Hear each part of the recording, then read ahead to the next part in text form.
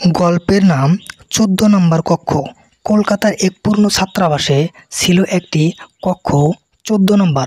সেই ঘরে কেউ থাকতে চাইতো না, কারণ যে ছাত্র সেখানে উঠেছে তার সাথে কিছু না কিছু অদ্ভুত ঘটনা ঘটেছে।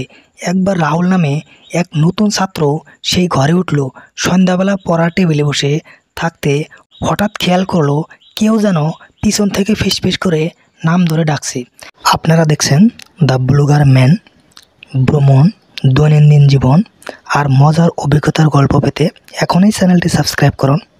আপনাদের একটি সাবস্ক্রাইব আমাদের এগিয়ে যাওয়ার অনুপ্রেরণা। বেল আইকনে ক্লিক করতে ভুলবেন না, যেন নতুন ভিডিওর নোটিফিকেশন সবার আগে পান। আপনাদের ভালোবাসাই আমাদের শক্তি। ধন্যবাদ দ্য ব্লগার ম্যানের সঙ্গে থাকার জন্যে। ঘুরে তাকাতেই দেখলো জানলার পাশে একটা ছায়ামূর্তি দাঁড়িয়ে আছে।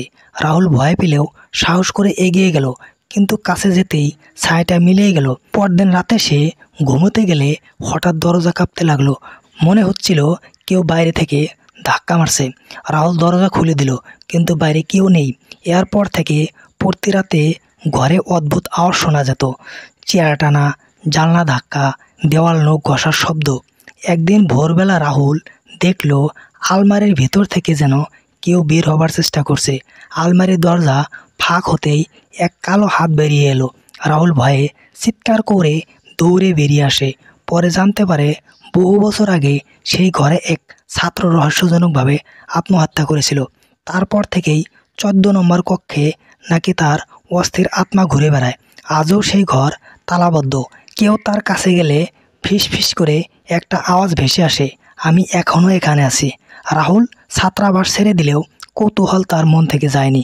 প্রতিদিন রাতে সে দূর থেকে সেই ১৪ নম্বর কক্ষের দিকে তাকিয়ে ভাবত, আসলে ভেতরে কি আছে।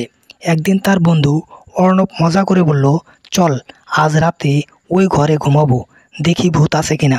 রাহুল অনেক বোঝালেও অর্ণব শুনল না। রাত ১২টায় সে একাই ১৪ নম্বর কক্ষে খুলে ভেতরে ঢুকলো। একটা মোমবাতি জ্বালিয়ে পড়ার টেবিলে রাখলো। অর্ণব ভেবেছিল বাতাসের খেলা, তাই খেয়াল করলো না। কিছুক্ষণ পরেই মোমবাতির আলো নিভে গেল। অন্ধকারের মধ্যে অর্ণব স্পষ্ট শুনতে পেল, তুমি কেন এসেছো আমার ঘরে। প্রথম ১ ঘন্টা সব শান্ত, কিন্তু হঠাৎ জানলার কাছে যেন হাতের ছাপ দেখা গেল। কেউ যেন বাইরের দিক থেকে আঁকড়ে ধরেছে। সে ভয়ে দরজার দিকে দৌড়ালো, কিন্তু দরজা ভিতর থেকে আটকে গেছে। আলমারির দরজা ধীরে ধীরে কেঁপে উঠল। ফাঁক দিয়ে দুটো লাল চোখ উকি দিল। অর্ণব চিৎকার করলেও কারো কানে পৌঁছালো না। ভোরবেলা রাহুল দৌড়ে গিয়ে দরজা খুলে দেখে ঘরটা খালি। শুধু টেবিলে রাখা মোমবাতির পাশে অর্ণবের চশমা পড়ে আছে, আর দেওয়ালে লেখা, একবার ঢুকলে আর বেরানো যায় না।